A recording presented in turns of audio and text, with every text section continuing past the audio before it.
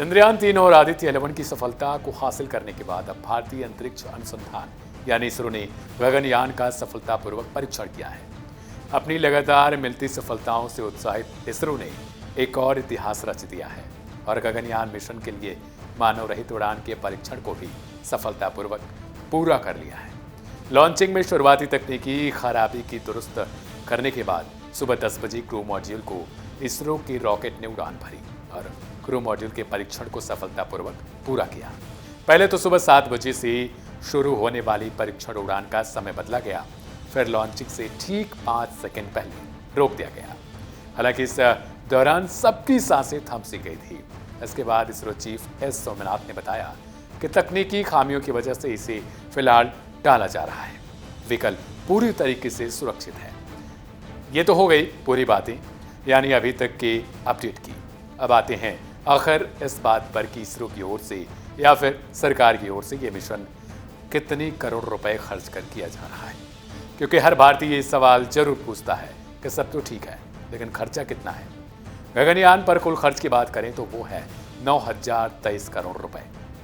इसरो की वेबसाइट पर इसकी जानकारी पूरी मिल जाएगी आपको। इसकी संरचना की बात करेंगे तो वो जो है वो वेबसाइट पर जानकारी दी गई है। उसके मुताबिक लंबाई 34.954 मीटर, व्यास 2.1 मीटर, चरण यानी जो ले जाने वाला है कर्मी दल 4.05 मीटर, CES यानी बचाव कर्मी दल जो उन्हें बचाने के लिए या कर्मी जो जाते हैं उनको, उत्थापन द्रव्यमान है 44T यानी कि एक तरीके का बल है जो रॉकेट को ऊपर की तरफ चढ़ाई वाली उड़ान के समय। परीक्षण यान निष्क्रिय द्रव्यमान 70 है। बाकी जानकारी आपको इसरो की वेबसाइट पर मिल जाएगी। अब आते हैं कि आखिर इस योजना से क्या लाभ मिलेगा।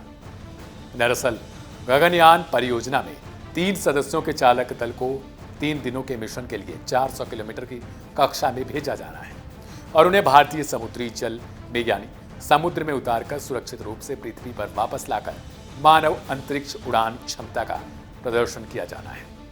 इसका एक चरण आज आपने देखा है।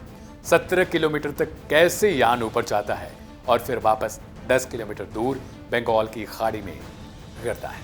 फिर नेवी की टीम जो पहले से इसके लिए प्रशिक्षित की गई होती है वो इसे सफलतापूर्वक बरामद कर इसरो को वापस करती है। आपको पहले से पता होगा कि नासा ने कई और एजेंसियों के साथ मिलकर कई सालों पहले ही अंतरिक्ष स्टेशन स्थापित किया था जो आज भी सक्रिय है। यानी कभी कभी आसमान में आपको ध्रुव तारे के जैसे चमकता हुआ एक सितारा दिखता होगा।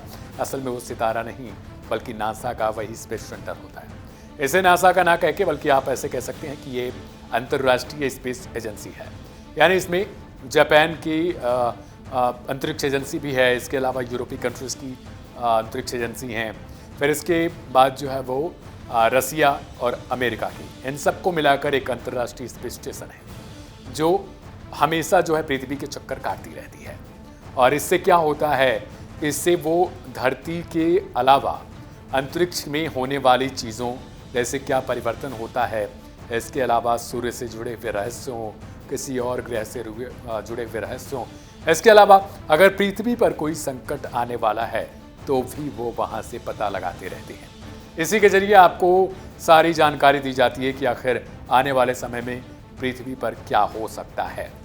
यही मकसद है भारत का भी, और भारत की इसरो टीम इसीलिए लगातार लगी हुई है कि वो भी अपना एक स्पेस स्टेशन, एज लाइक आपने सुना होगा रेलवे स्टेशन और आप जाते भी होंगे खास तौर पर, इसके अलावा बस स्टॉप को भी जानते होंगे आप, तो ये एक स्टॉपेज होगा अंतरिक्ष में, यानी 400 किलोमीटर ऊपर जो पृथ्वी की सबसे निचली कक्षा है वहाँ पर इसे स्थापित किया जाएगा और ये पृथ्वी के चारों तरफ गोलाई में चक्कर काटती रहेगी। यानी कहीं ना कहीं जैसे कहते हैं कि सूर्य का पृथ्वी जो है वो चक्कर लगाती है, ठीक इसी प्रकार से पृथ्वी के ये चक्कर लगाती रहेगी। यहीं से अब वैज्ञानिक जो है वो वहाँ पर जाते रहेंगे।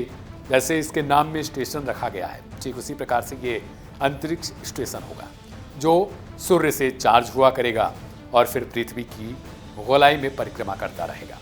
इसमें बैठे हुए वैज्ञानिक पृथ्वी से लिए बल्कि अंतरिक्ष की बखूबी जिस प्रकार से नासा की अंतरिक्ष एजेंसी काम करती है, ठीक उसी प्रकार से भारतीय इसरो की भी एजेंसी काम करती रहेगी, स्पेस स्टेशन काम करता रहेगा। फिलहाल आपको यह जानकारी कैसी लगी वो कमेंट करके बताइएगा। और क्या इसके पहले भी आपको स्टेशन से जुड़ी हुई जानकारियाँ उपलब्ध थी, वो भी कमेंट करिएगा और बने रहिएगा वन इंडिया के साथ। नमस्कार।